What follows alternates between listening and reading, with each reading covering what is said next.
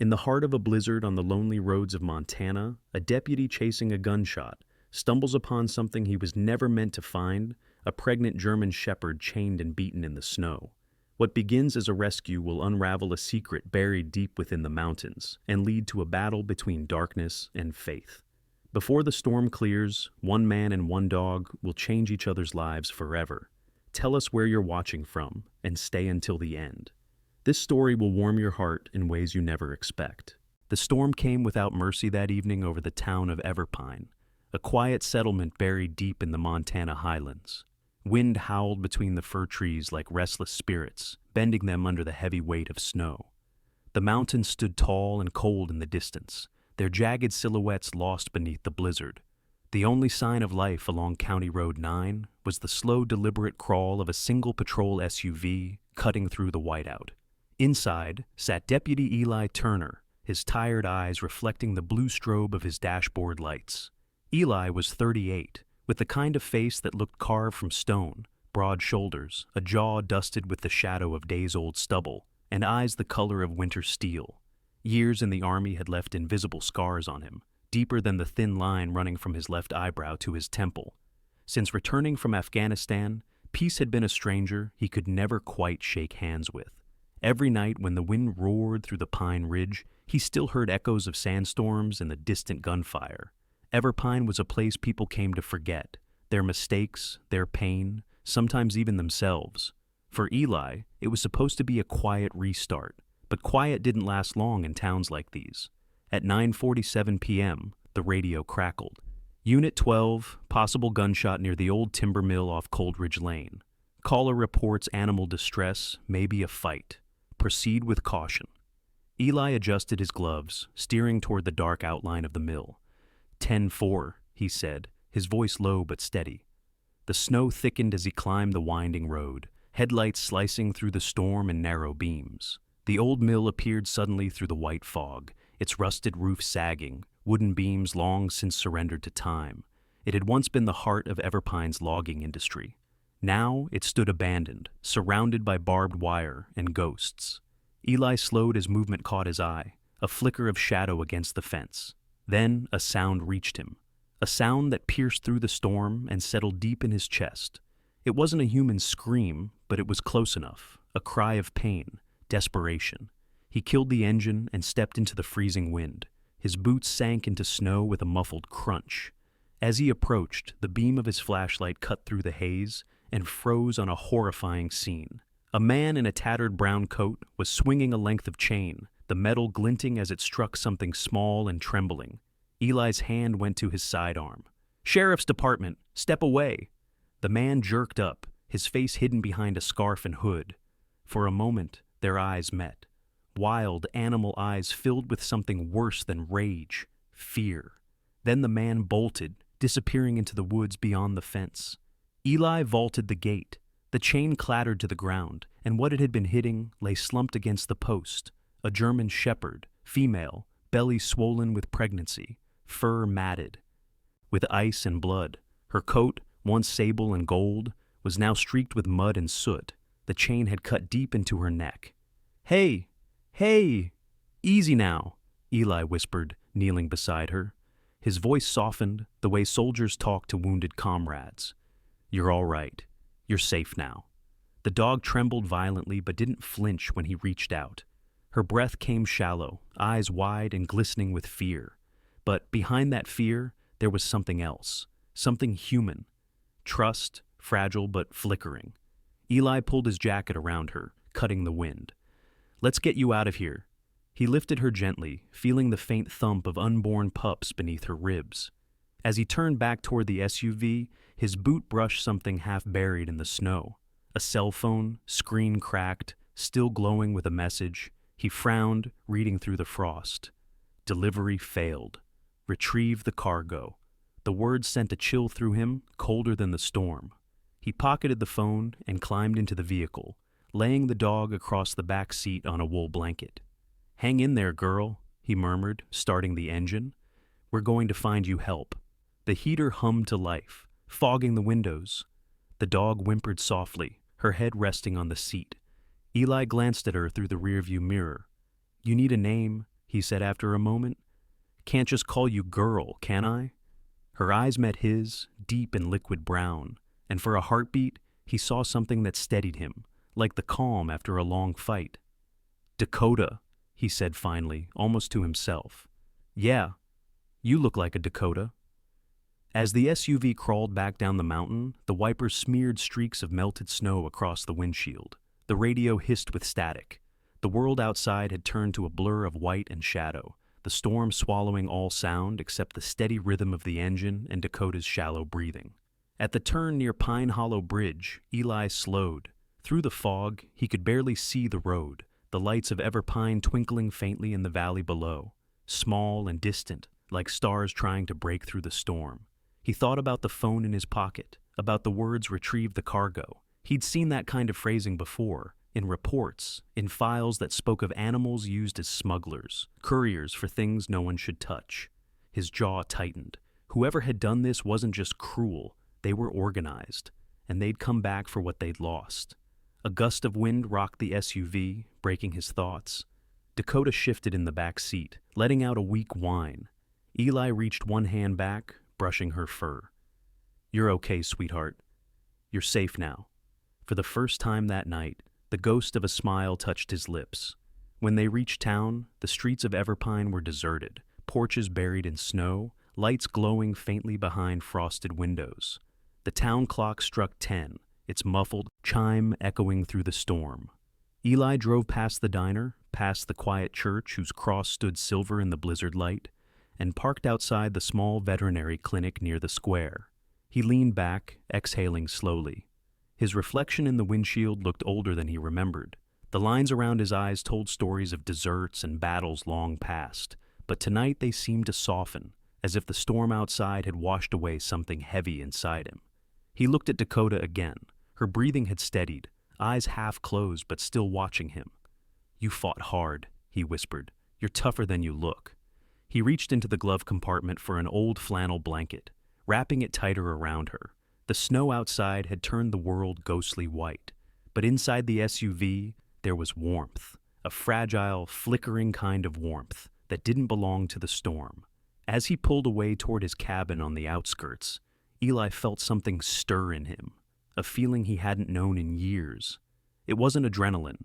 It wasn't the soldier's instinct to survive. It was something simpler, quieter.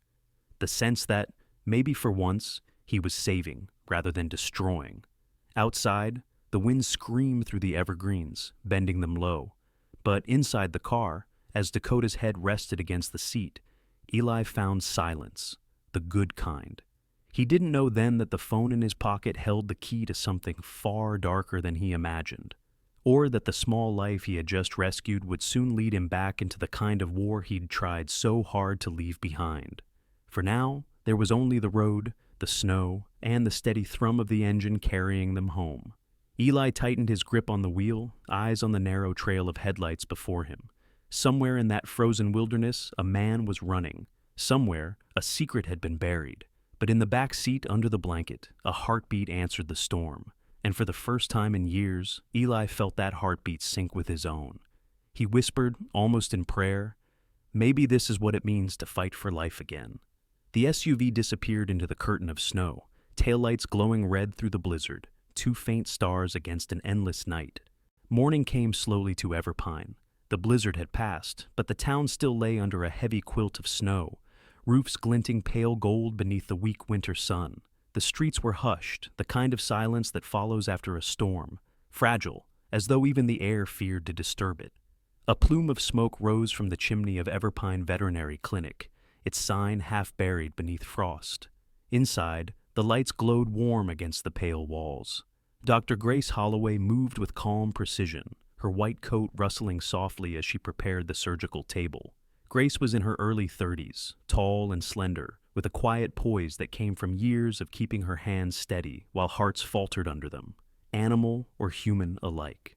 Her auburn hair was tied back in a loose braid, a few rebellious strands catching the light as she leaned over her notes.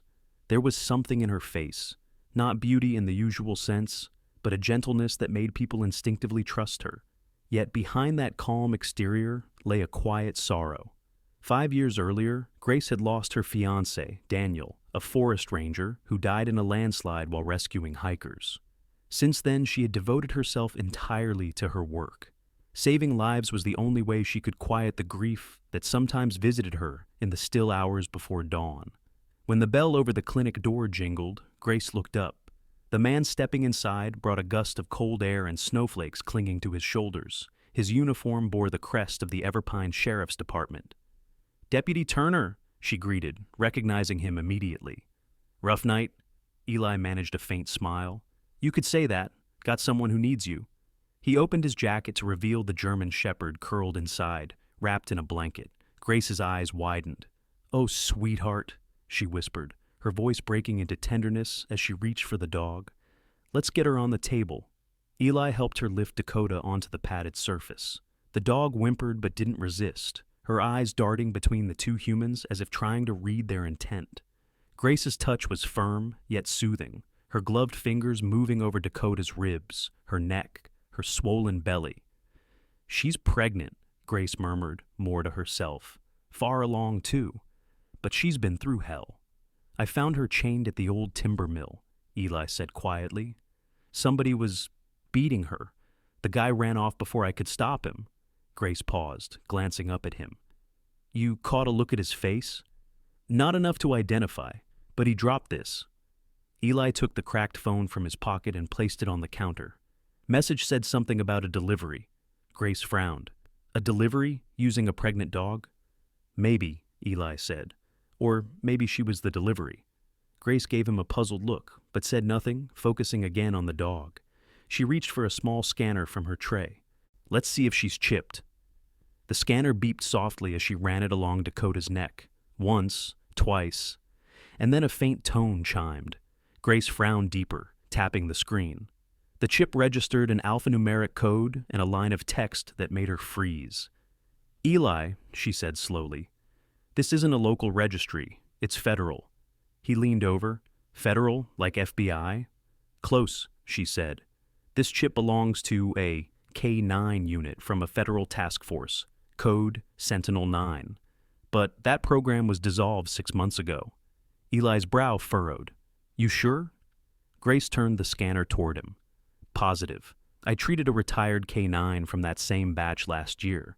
They were military-grade dogs, trained for detection and tactical work. Most were reassigned or put up for adoption. But," she trailed off, eyes narrowing at the screen. "But what?" "This one's ID isn't marked as retired. It's marked as missing." Eli straightened, the weight of her words sinking in. "Missing," he repeated, "as in stolen." Grace nodded gravely. "And if she's been used recently, maybe they never stopped the program. Maybe someone took those dogs and started something off the record." For a long moment, the only sound was the hum of the heater and Dakota's uneven breathing. Eli finally spoke, his tone low but resolute. "Then I'll find whoever did this. I owe her that much." Grace looked at him, the man's weathered face, the quiet intensity behind his eyes.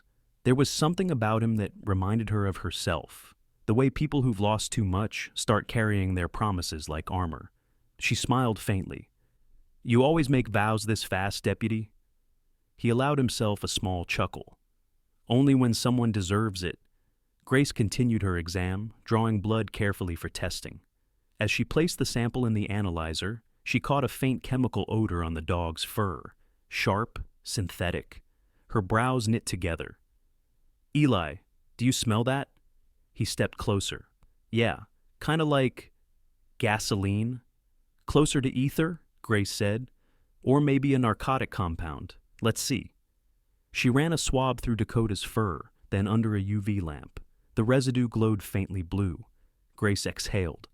"This dog's been near controlled substances. A lot of it. I'd bet they used her as a carrier. Maybe hid the drugs under her harness or collar." Eli's fists clenched. "They used a pregnant dog to move drugs?" "I'm afraid so," Grace said softly. "And judging from her injuries, when something went wrong, they punished her for it." Dakota whimpered as Grace cleaned her wounds. But when the vet's hand brushed against her paw, the dog licked her wrist, a trembling, tender gesture that caught Grace off guard. "She still trusts people," Grace whispered almost to herself. "After everything." Eli's voice softened. Dogs forgive faster than we deserve. Grace smiled faintly, then reached for the stethoscope. Her heart beats strong. That's good. She's a fighter. She reminds me of someone, Eli said quietly, and Grace looked up just in time to see the ghost of a grin tug at his mouth. They worked in silence for a while. Grace treated the wounds, wrapped the cuts, gave pain medication. Eli stood nearby, his presence calm and steady, watching as if the sight of healing itself was a kind of peace he hadn't known he needed. When Grace finally turned off the light above the table, the clinic felt smaller, quieter. Dakota lay resting, breathing slow and deep. She'll need rest for a few days, Grace said. I'll keep her here overnight, just to be safe. Eli nodded. I'll come by tomorrow to check on her. He paused, then added, and thank you, doctor. Grace hesitated, studying him. It's Grace, she said simply. And you're welcome. Eli started toward the door. Outside, dusk was already falling, the pale gold of afternoon fading into blue shadow. Before he stepped out, Grace spoke again. Eli? He turned. She's lucky you found her, Grace said softly. Most people would have driven past in that storm. He shrugged, eyes distant. Maybe I wasn't the one doing the finding. Grace tilted her head. Meaning? Eli gave a half smile. Maybe she found me. He left to the sound of the bell above the door, boots crunching in the snow. Grace stood for a moment, gazing through the frosted window. Outside, the last rays of sun scattered like shards across the white streets, and in the distance, church bells began to toll. Grace folded her arms, a whisper escaping her lips, part prayer, part thought. Maybe God sent her here, she murmured, to save someone, not just herself. Across the street, a black pickup truck idled quietly, exhaust curling like smoke into the cold air. Inside, a man sat watching the clinic through tinted glass. He wore a dark coat and gloves, his face hidden under the shadow of his cap. When Eli's patrol car pulled away, the man lifted a phone, pressing a single button. Target located, he said, his voice flat and mechanical. Dog alive, proceeding to next phase. The line clicked off. The truck rolled slowly down the street, disappearing into the white dusk. Inside the clinic, Grace stroked Dakota's fur, unaware of the danger coiling just beyond the window pane. The dog stirred, eyes fluttering open, as if she too sensed that something unseen was moving closer, something that had not yet finished with her. Night settled over Everpine like a heavy blanket, muffling the world in shades of silver and blue. The snow had turned to hard frost, and the moon hung low above the mountains, pale and thin like an old scar. From the road, the Everpine Sheriff's Department looked almost peaceful, its brick facade glowing faintly under the streetlight, a soft halo of snow collecting on the window ledges. But inside, beneath that stillness, shadows had begun to move. Deputy Eli Turner sat at his desk, the dim glow of the computer monitor reflecting in his eyes. His uniform jacket hung over the chair, sleeves rolled up, forearms marked with faint scars that caught the light like silver threads. He looked exhausted, but there was a quiet determination in the way he scrolled through files, matching serial numbers and encrypted tags. Beside his desk, a metal crate served as Dakota's temporary resting spot. The German shepherd lay curled inside on a thick blanket, her chest rising and falling steadily. Her wounds had begun to heal under Dr. Grace Holloway's care, but she was still fragile. Every now and then, she stirred, ears twitching at the faint hum of the overhead lights. Eli leaned back, rubbing his temples. The phone recovered from the mill sat on the desk, connected by a data cable. Its screen flickered with lines of text, encrypted messages, partial coordinates, code strings that made little sense without context. But one file caught his attention, a list of dates and numbers, each entry corresponding to a location across the state. He frowned. "What are you hiding?" A knock on the door pulled him from his thoughts. Sheriff Mendez stepped in, a broad-shouldered man in his 50s with the calm, world-weary look of someone who had seen every kind of trouble pass through a small town. His gray mustache twitched as he spoke. "You're still here, Turner? It's past midnight." Eli nodded toward the screen. "Almost done, sir. Just piecing something together." Mendez squinted at the monitor. "That from the case last night?" "Yeah. The phone's loaded with encrypted data. Grace found a K9 chip on the dog, federal program, discontinued 6 months ago. But the ID was marked missing. Looks like someone's been using these dogs for smuggling. Mendez exhaled, scratching his chin. Damn. You sure? Eli clicked open one of the message threads. These are drop locations, old mills, storage yards, rail stations. Same places the DEA's been sniffing around for months. And whoever owned this phone wasn't just moving drugs. They were moving something bigger. The sheriff folded his arms, expression darkening. We don't want federal heat landing on our doorstep without proof. Keep it quiet until we know what we're dealing with. Eli nodded, though his jaw tightened. Understood. After Mendez left, silence reclaimed the room. The only sounds were the soft hum of the heater and Dakota's slow breathing. Eli stared at the phone one last time, the message glowing like a threat. Retrieve the cargo. Silence the leak. Something about those words made his skin crawl. He pushed away from the desk and stood, stretching his back. Come on, girl, he said softly, glancing at Dakota. Time for a walk? She lifted her head, eyes gleaming amber in the low light. Her tail brushed weakly against the blanket. Eli clipped on a temporary leash and led her through the hallway. The station was mostly empty now, only a few officers left working late reports. One of them, Deputy Lane, a rookie barely in his 20s with freckles and a nervous smile, waved as they passed. Couldn't stay away from work, huh, Turner? Lane joked. Something like that, Eli replied with a faint grin. He took Dakota outside to the small fenced yard behind the station. The snow glittered under the security lights, untouched and pure. For a few minutes, everything was quiet again. The kind of quiet that made you believe, just for a heartbeat, that maybe things could be normal. But that illusion broke the moment he stepped back inside. As Eli walked through the corridor, a faint sound pricked at his ears. A click, subtle and metallic, from the direction of the records room. It wasn't the wind nor the hum of old pipes. It was deliberate. He tightened his grip on the leash. Stay close, he murmured. The lights flickered once, twice. Eli moved silently down the hallway, his boots soundless against the tile. The door to the records room stood slightly ajar. Through the crack, a figure in a gray maintenance jumpsuit crouched by one of the desks, the glow of a flashlight illuminating gloved hands rifling through drawers. Maintenance crew's gone home, Eli said evenly, drawing his gun. Who the hell are you? The man froze. Then, without turning, he slammed the drawer shut and bolted for the window. Stop! Eli fired once, not to hit, but to warn. The shot echoed through the hall, setting off a flurry of motion. Dakota barked sharply, the sound slicing through the night like a blade. The intruder crashed through the window, shards of glass raining into the snow. Eli sprinted after him, leaping through the frame, boots hitting the ground hard.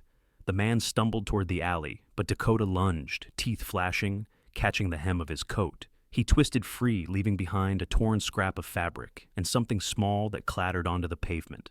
Eli reached the alley corner just as the man vanished into the shadows of the forest beyond the station. He considered giving chase, but Dakota whimpered, lifting her paw from the icy ground. He cursed under his breath and knelt beside her. You did good, girl. Real good. He picked up the object the intruder had dropped, a USB drive, its casing cracked. The faint mark of a triangle logo etched into one side caught his attention. He pocketed it and returned inside, breath steaming in. The cold. By the time Mendez and the others arrived, the scene was a mess of footprints, glass, and half-written reports scattered across the floor. Any idea who it was? Mendez asked. Eli shook his head. Couldn't see his face. But he wasn't stealing evidence. He was after something specific. Maybe the phone. The sheriff grunted. We'll dust for prints. You get some rest. But Eli didn't rest. Instead, he went back to his office, closed the blinds, and plugged the USB into his laptop. The screen blinked. A folder appeared, encrypted but not impossible. Eli typed in a few standard override codes used for law enforcement archives. The lock broke. Inside was a single video file. He pressed play. The screen filled with grainy footage, a dimly lit warehouse, rows of metal cages. Inside each cage was a dog, not strays but trained canines, German shepherds, Malinois, even Labradors, all wearing faded collars marked with the same triangle logo as the USB. The The animals barked and clawed at the bars, while men in tactical uniforms moved around them, fitting collars, injecting something into their necks. Then a voice, deep and distorted, came through the audio. "These are assets, not pets. If the cargo learns to bark, make sure it doesn't bark again." Eli froze. The man speaking wasn't just any trafficker. The name displayed briefly on a command sheet made his blood run cold. Victor Haynes. He had seen that name before, years ago, in federal reports about a contractor accused of illegal biological testing on service animals. The case had vanished quietly, sealed under national security. Eli's hands clenched into fists. "You bastard," he whispered. He looked over at Dakota, sleeping again in her crate. Her ears twitched as if she heard him, as if she remembered that voice too. Eli leaned back in his chair, the glow of the monitor casting hard shadows across his face. He felt the old soldier rising inside him again, the one who didn't wait for orders, who knew that sometimes justice had to be hunted down in the dark. He closed the laptop, the decision already made. "No one's going to silence her again," he said under his breath. Outside, the snow began to fall once more, soft, endless, covering the broken glass by the window like the world was trying to hide the evidence of what had just been uncovered. But in Everpeen, the storm had only just begun. The morning after the break-in came, gray and brittle, the air in Everpine sharp enough to taste. Snow still blanketed the valley, but the horizon glowed faintly with the pale promise of sunlight. Inside the sheriff's department, Eli Turner leaned over a topographical map spread across the table. Circles and red markers scrawled across the ink. The USB from the night before had given him coordinates, each one matching a warehouse, a storage yard, or a remote checkpoint near the northern border. Across from him stood Dr. Grace Holloway, her hair pulled into a messy knot beneath a wool hat. She looked out of place among the badges and weapons, but her gaze was steady, the kind that didn't waver even when standing in front of men trained for war. "So, this Victor Haynes," she said quietly, studying the map. "He's the one behind it all?" Eli nodded, rubbing his jaw. "Used to be a private contractor, ran experimental training programs for federal K-9 units, until the funding vanished and the dogs started disappearing. Now he's trafficking them, using their training to move narcotics across the border. Dakota was one of them." Grace shook her head in disbelief. "You think she remembers any of it?" Eli glanced toward the kennel in the corner. Dakota lay awake, eyes fixed on him, her tail thumping weakly against the blanket. "I think she remembers everything," he said softly. There was a quiet knock at the door before Sheriff Mendez entered, holding a thin folder. "We ran facial recognition on the intruder you described," he said, handing Eli the report. "Name's Ricky Malone. Used to train dogs for Haynes's outfit before it got shut down. Went underground when the feds came sniffing." Eli flipped through the papers. "So he's working for Haynes now. Figures." Mendez frowned. "You planning to go after him alone?" Eli met his eyes. "If I wait for backup, those dogs might not live to see another sunrise." Mendez sighed, resigned. "Then take Holloway with you. She knows that animal better than anyone." Grace blinked. "Me?" Eli gave her a small nod. "We'll need her nose more than mine." Within the hour, they were on the road. Eli's patrol SUV cutting through the frozen forest roads north of town, tires crunching over ice. Dakota sat in the back seat, head resting on the window, eyes following the passing trees. The GPS led them toward Cold Creek, an abandoned industrial site by the river where one of the coordinates from the USB had been flagged. The drive was silent for the first few miles until Grace spoke. "Do you ever stop moving?" Eli's hands tightened on the wheel. "If I do, I start remembering." Grace looked at him, her expression softening. "War?" He nodded once. "Afghanistan. 2 tours. Lost good men. Learned to stop counting." She hesitated, then said quietly, "I lost someone too, 5 years ago. My fiancé. Rescue mission gone wrong in Glacier Park."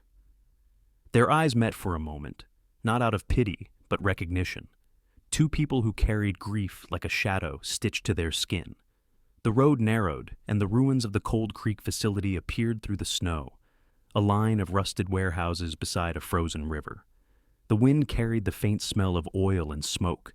Eli parked behind a row of trucks, engine idling. "Stay close," he said, checking his weapon. If things go bad, you get her out. Grace nodded. Understood. They moved quietly through the snow, breath visible in the cold. A thin trail of footprints led from the truck yard to one of the warehouses, fresh. Inside, the echo of machinery hummed faintly. Eli crouched beside a broken window, peering through. The interior was dim, lit only by a few dangling lamps. Crates marked with triangular logos lined the walls. In the center, two men loaded metal containers onto a truck, and near the far side, cages, dozens of them. Grace's hand went to her mouth. My God! Dakota's ears perked up, her body tensed, tail low, a growl rising in her throat. Eli signaled her to stay quiet. He motioned for Grace to step back, but before they could move, a faint click echoed under their boots. Grace's eyes widened. A tripwire. Get down! Eli shouted, shoving her behind a stack of crates. The explosion hit like thunder. A flash of orange split the dark, sending shards of metal and snow into the air. The force knocked Eli to the ground, ears ringing. Smoke billowed through the broken walls as alarms blared. When his vision cleared, he saw Grace crawling toward him, coughing. You okay? She shouted. I'm fine, he gritted out. They booby-trapped the place. From somewhere near the back, voices shouted. The traffickers had spotted them. Gunfire erupted, bullets slicing through the smoke. Eli fired back, ducking behind a steel beam. Grace, get down! But in the chaos, Dakota had slipped free from the leash. She darted through the haze, barking fiercely, her instincts kicking in. One of the men turned, startled. Too late. The dog lunged, knocking the weapon from his hands. Dakota! Eli called out, heart pounding. The second man fled toward the back exit, dropping a folder of maps in his panic. The papers scattered, one landing near Eli's boot. A chart of the Canadian border, with red marks along the riverside, trafficking routes. Before Eli could grab it, another blast tore through the floor, smoke grenades this time. The room filled with choking gray fog. By the time the SWAT team arrived, the warehouse was empty save for wreckage, broken cages, and scattered footprints leading toward the forest. Grace knelt beside Eli, pressing a cloth to the gash on his arm. You're bleeding. I've had worse, he muttered. But when they turned to Dakota, she was trembling, her breathing uneven. Grace's face went pale. She's in shock. The explosion. It triggered early labor. Eli blinked. What? She's giving birth. They rushed her back to the clinic through the snowstorm that had begun again. The drive felt endless, every turn of the wheels echoing with Dakota's labored breathing. Grace's hands trembled as she prepared the small emergency room, wrapping warm towels and adjusting the heat lamps. Stay with me, girl, Eli whispered, kneeling beside Dakota. You've made it through worse. The storm outside raged as Grace worked, calm, precise, her hair falling loose around her face. Hours passed in what felt like minutes. Then, at last, the first tiny whimper broke through the air. One, then another, and another. 3 puppies, small and perfect, each wrapped in soft fur that glistened under the lamp. Grace smiled through tears as Dakota nuzzled them weakly, exhausted but alive. Eli exhaled, a sound halfway between a laugh and a sob. 3, he said softly. 3 little miracles. Grace looked up at him. You believe in miracles, deputy? He hesitated, watching the mother and her newborns. I do now. The clock ticked past midnight. The world outside was silent again, the snow falling in slow, endless spirals. Eli sat by Dakota's side, his hand resting on her head, feeling the faint rhythm of her breathing. He whispered a quiet prayer, not something rehearsed or learned, but a simple thanks to the God he'd stopped talking to years ago. Thank you, he murmured, for reminding me there's still life worth saving. Through the frosted window, dawn was beginning to break, a thin line of light pushing through the dark, soft, and golden, touching the snow-covered rooftops of Everpine. Inside the clinic, the room smelled of antiseptic and warmth, of new beginnings. Grace leaned against the wall, watching Eli and Dakota, her lips curving into a faint, tired smile. In that fragile moment, it didn't matter how much darkness still waited beyond the hills. The storm had taken much, but it had also given something back. Hope. The blizzard returned to Everpine with a vengeance. The sky was bruised gray, the the air bitter and unkind. Snow whipped across the rooftops, erasing footprints and blurring the line between earth and sky. In the distance, a train whistle echoed, long, mournful, fading into the white. Inside the Everpine Sheriff's Department, chaos simmered beneath tense silence. The phones rang, the radio buzzed, and every officer moved with a sense of quiet urgency. The rescue at Cold Creek had made headlines, but it also painted a target on their backs. Deputy Eli Turner stood at the evidence board, his eyes locked on the photograph of Victor Haynes, tall, broad, cold-eyed. A man who built empires out of fear. Beneath his picture were others, associates, smuggling routes, and one familiar face circled in red. Ricky Malone, the traitor. The one who had escaped through the smoke, leaving chaos in his wake. Grace Holloway entered the room, still wearing her snow-dusted coat. Her cheeks were pale, her hair loose around her face. She carried a thermos of coffee, though her hands trembled slightly. "She's resting," she said softly. "Dakota and the pups are stable now, but she's weak. If anything happens—" "Nothing will happen," Eli cut in, though the tension in his voice betrayed him. Grace hesitated. "You haven't slept since the explosion." "I'll sleep when Haynes is in a cell." Before she could reply, the station door burst open. Sheriff Mendez hurried in, his face grave. "We've got a situation," he said, tossing a folded note onto the desk. "It was left outside the clinic 15 minutes ago." Eli unfolded it, the handwriting jagged and deliberate. "If you want her alive, bring the dog and the litter. Red Hollow Rail Yard, midnight. Come alone." Grace went pale. "Her?" Mendez nodded grimly. "They took you, Grace, while you were at the clinic. The nurse called. They tricked her, said they were with animal control. You just stepped out for supplies." The realization hit like ice water. "They have Grace," Eli whispered. Then he looked up, fury burning behind his calm. "They want Dakota." Mendez's voice was low. "It's a trap." "Of course it is," Eli said, grabbing his gear. "But I'm going anyway." "Not alone, you're not." "I have to go alone. That's the only way she lives." The room fell silent. Mendez studied him for a long moment, then nodded reluctantly. "We'll track your GPS. You miss check-in by 10 minutes, we move in." Eli gave a tight nod and turned to the kennel. Dakota lifted her head, eyes alert despite the fatigue. The pups slept beside her, tiny bundles of warmth. He knelt down, brushing a hand through her fur. "I need your help again, girl," he murmured. "Just one more time." She looked at him, ears flicking, as if she understood. By nightfall, the snow had thickened, swallowing Everpine whole.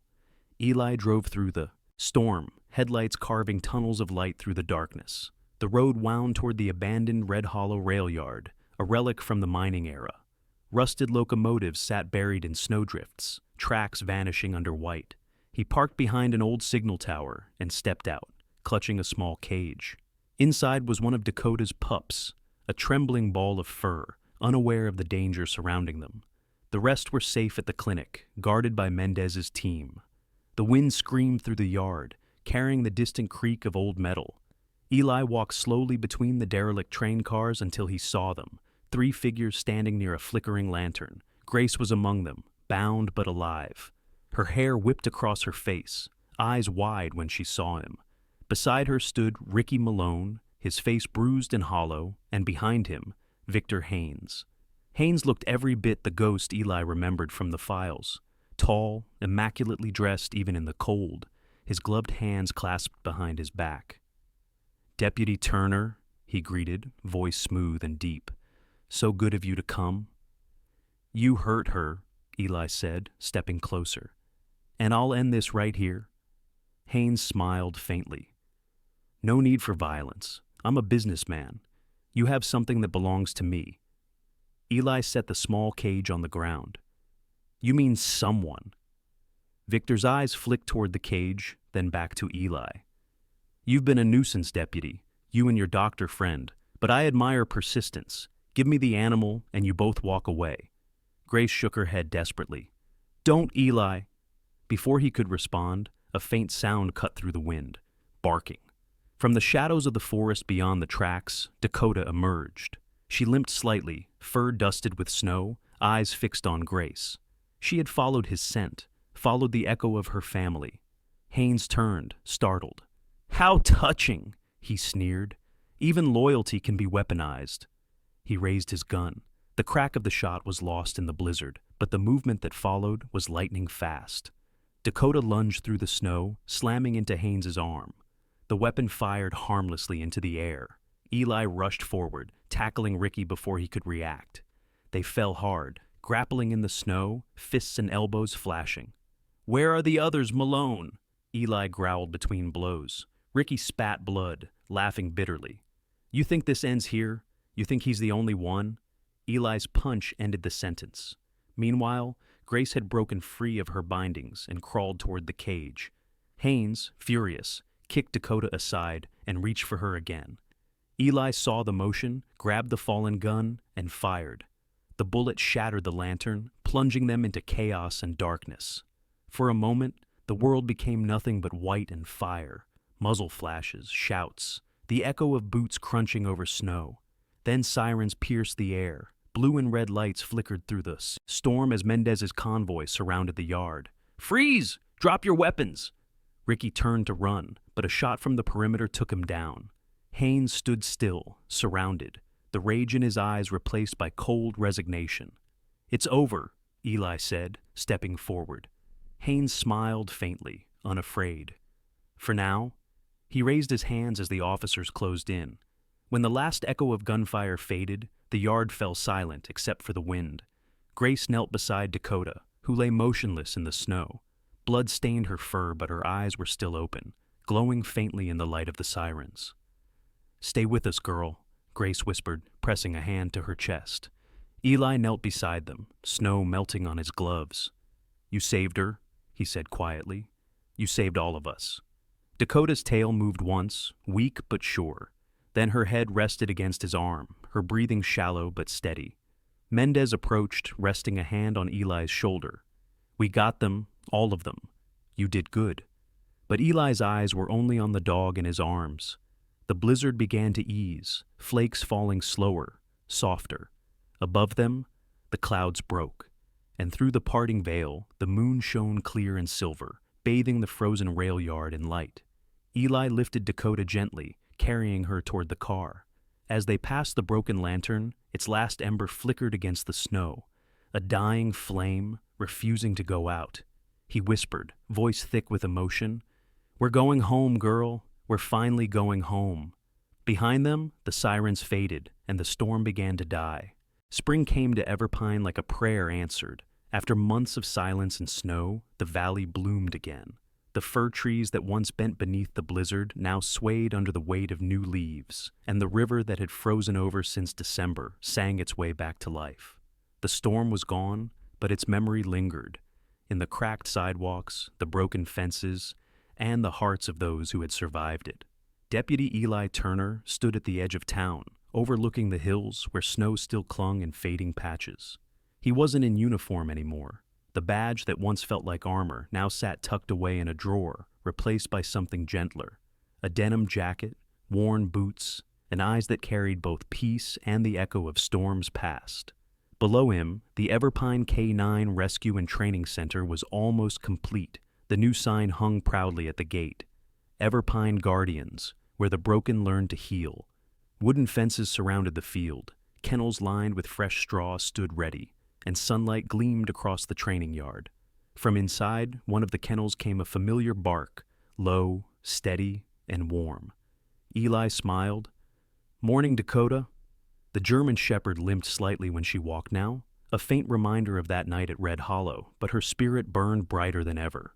Her coat had regained its rich sable hue, and her eyes, those deep, soulful brown eyes, still carried that quiet courage that had once pulled Eli back from despair.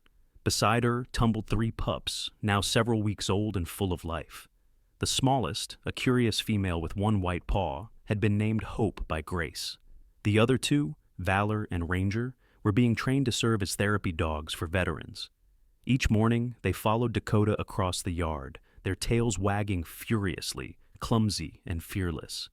Grace emerged from the clinic building, wiping her hands on a towel. Her hair shimmered gold in the morning light, and there was a peace in her smile that hadn't been there before.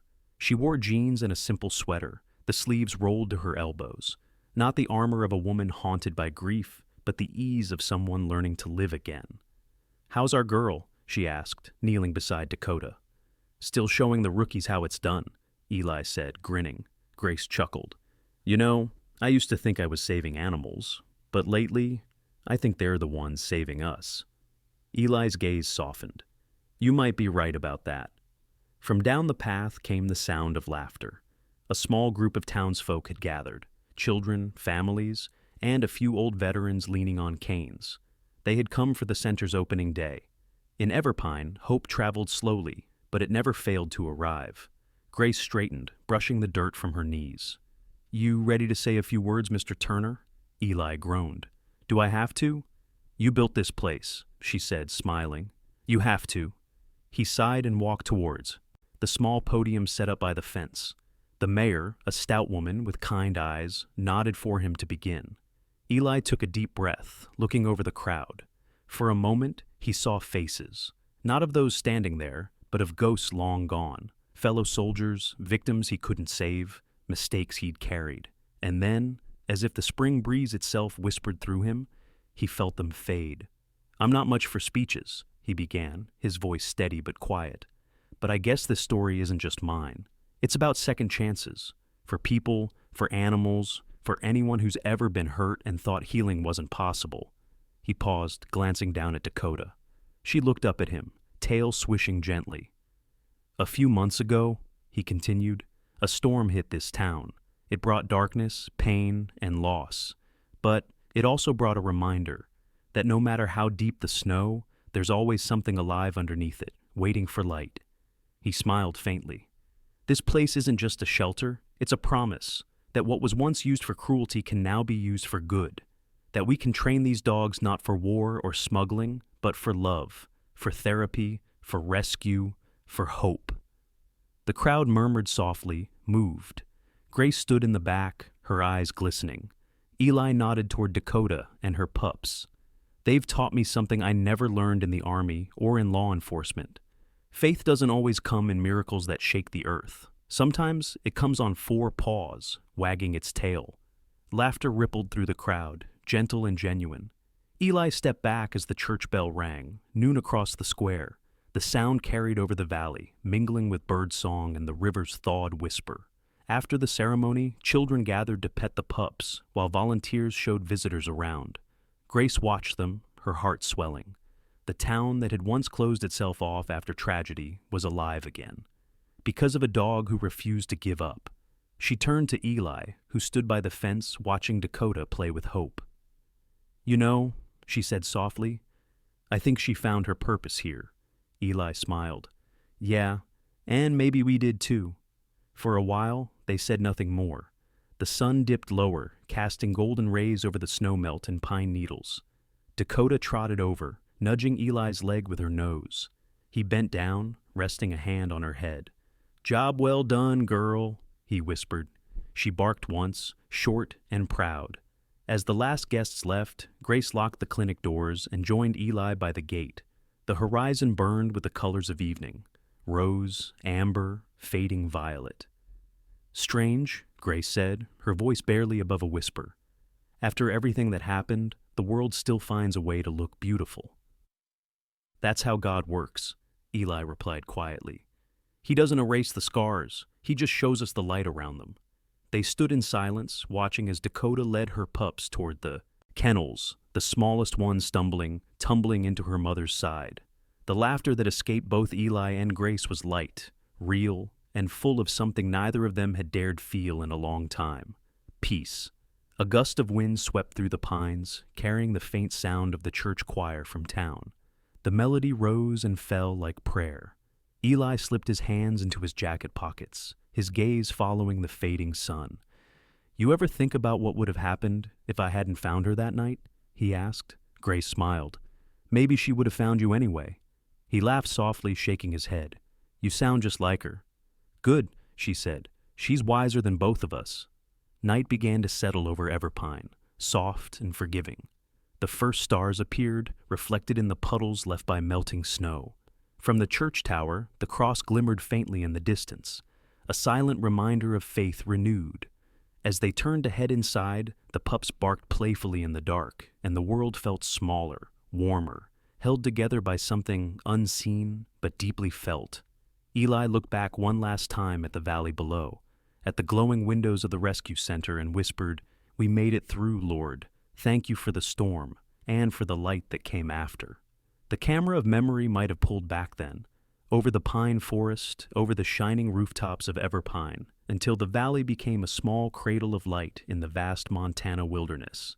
And as the final image lingered, a voice, older, steadier, carrying both sorrow and peace, might have said, "When the storm passes, what remains are not the wounds it left, but the grace that healed them, for in every heart that dares to hope again, God still works his quiet miracles." Sometimes God's miracles don't come with thunder or blinding light. They come quietly through the hearts of those who refuse to give up. Just like Eli and Dakota, we are reminded that even in life's darkest storms, God never leaves us. He simply waits for us to see the light he has already placed within. In our everyday battles, may we choose compassion over anger, faith over fear, and love over silence. If this story touched your heart, share it with someone who needs hope. Today, leave a comment to tell us what you believe in, and type Amen to thank God for the light that still guides us. Subscribe for more stories of faith, courage, and the miracles that live among us. May God bless you and your family always.